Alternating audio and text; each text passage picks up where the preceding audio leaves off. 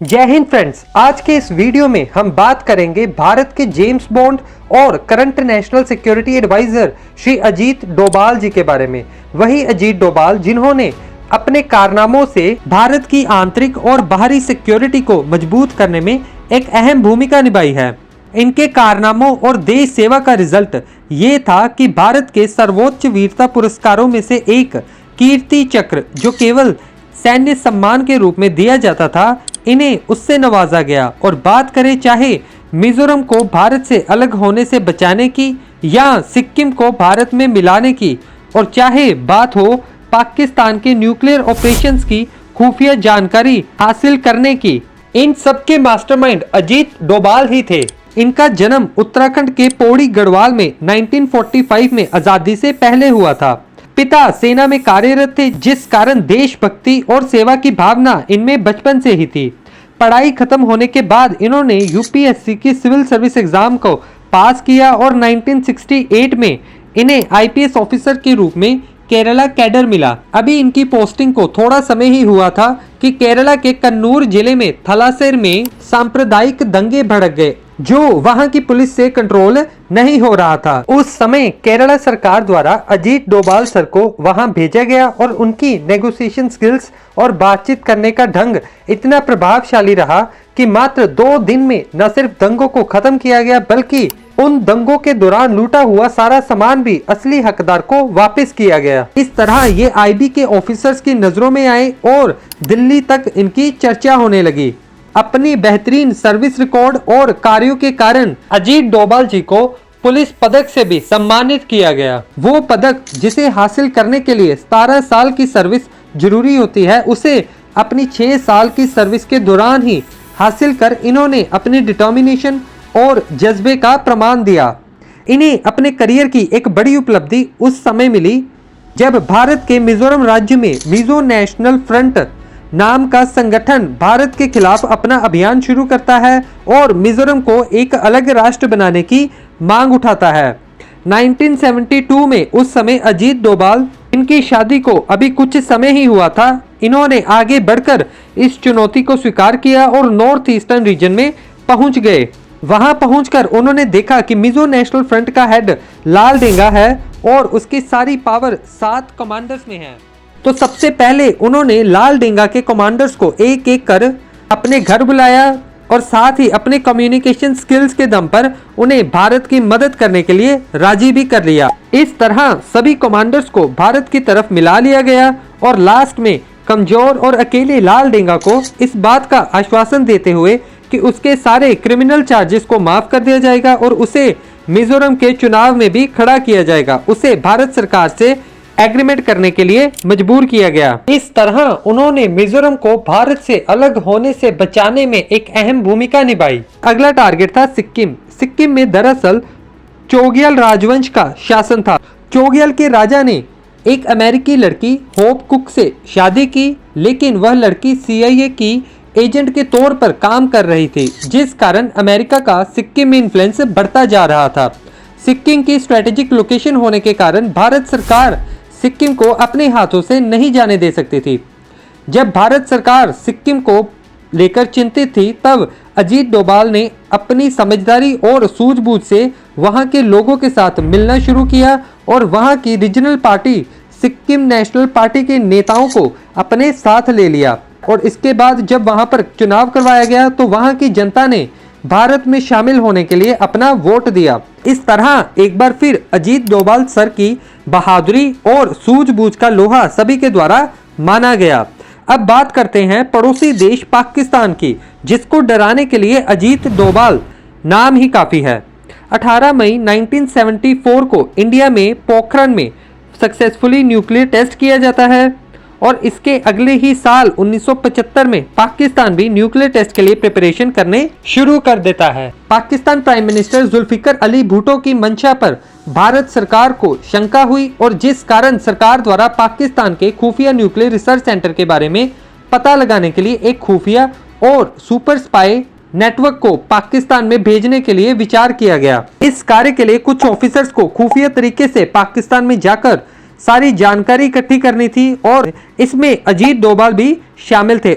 अजीत डोभाल को ट्रेनिंग दी जाती है, वो उर्दू के बारे में सीखते हैं और मुसलमानों के तौर तरीकों के बारे में भी जानकारी जुटाते हैं। वहां पहुंचकर रॉ के नेटवर्क के माध्यम से ये पता लगाया गया कि न्यूक्लियर रिसर्च लेबोरेटरी पाकिस्तान के रावलपिंडी के कोहोटा में है। अब अगला चैलेंज था कि इस चीज को कंफर्म करना कि अंदर सच में न्यूक्लियर वेपन पर काम चल रहा है या नहीं। वहां दूसरी तरफ इंडिया में 1977 में नए प्राइम मिनिस्टर मोरारजी देसाई आते हैं, जो रॉ को पसंद नहीं करते थे, क्योंकि उनका मानना था कि इंदिरा गांधी द्वारा रॉ का इस्तेमाल अपने लिए किया गया है, जिस कारण पावर में आते ही उन्होंने रॉ का बजट 30% से कम कर दिया। वहां दूसरी तरफ रॉ के एजेंट्स के हाथ कुछ इन्फॉर्मेशन नहीं लग रही थी। फिर अचानक से उनके दिमाग में आया कि अगर हम इन साइंटिस्ट के शरीर का कोई सैंपल हासिल कर लें तो उसे इंडिया में भेजकर रेडिएशन के लेवल से न्यूक्लियर प्रोजेक्ट के बारे में पता लगाया जा सकता है। इसके बाद अजीत डोभाल जहां साइंटिस्ट बाल कटवाने जाते थे, वहां दुकान के बाहर भिखारी का भेष बदलकर बैठ गए और बड़ी मुश्किल से एक साइंटिस्ट के बालों का सैंपल लेकर उसे इंडिया में टेस्टिंग के लिए भेजा गया। जिस चीज का शक था वही हुआ। इन सैंपल्स में भारी मात्रा में न्यूक्लियर रेडिएशंस पाए गए। कंफर्म होने के बाद अब बारी थी इसे खत्म करने की। यहीं पर इंडिया के खुफिया एजेंट्स और अजीत डोभाल के लिए एक बड़ी कामयाबी तब हुई जब उन्होंने इस प्रोजेक्ट पर काम कर रहे साइंटिस्ट को $10,000 के बदले पाकिस्तान के न्यूक्लियर टेस्ट के सारे ब्लूप्रिंट इंडिया को देने के लिए मना लिया। लेकिन अब इस पेमेंट के लिए इंडियन प्राइम मिनिस्टर की स्वीकृति जरूरी थी। जब इंडिया के प्राइम मिनिस्टर मोरारजी देसाई को इसके बारे में बताया गया तो उन्होंने पेमेंट देने से मना करते हुए कहा कि हम पाकिस्तान के इंटरनल मामलों में दखल ना दें तो बेहतर होगा। जहां रॉ के एजेंट दिन रात एक कर अपनी जान जोखिम में डालकर इंफॉर्मेशन जुटा रहे थे और वहीं देश के प्राइम मिनिस्टर उनका साथ देने से पीछे हट रहे थे। अब ये सारी मेहनत बर्बाद ना चली जाए, इस कारण अजीत डोभाल जी ने इजराइल की खुफिया एजेंसी मोसाद से मदद मांगी, क्योंकि इजराइल भी यही चाहता था कि पाकिस्तान न्यूक्लियर वेपन ना बनाए। इजराइल ने अपने फाइटर प्लेन से डायरेक्ट पाकिस्तान के न्यूक्लियर रिसर्च सेंटर में अटैक करने का प्लान बनाया, लेकिन उसे इंडिया से फाइटर प्लेन को गुजरात से रिफ्यूलिंग करने की मदद चाहिए थी, ताकि साथ ही पाकिस्तान बॉर्डर पर अटैक किया जा सके।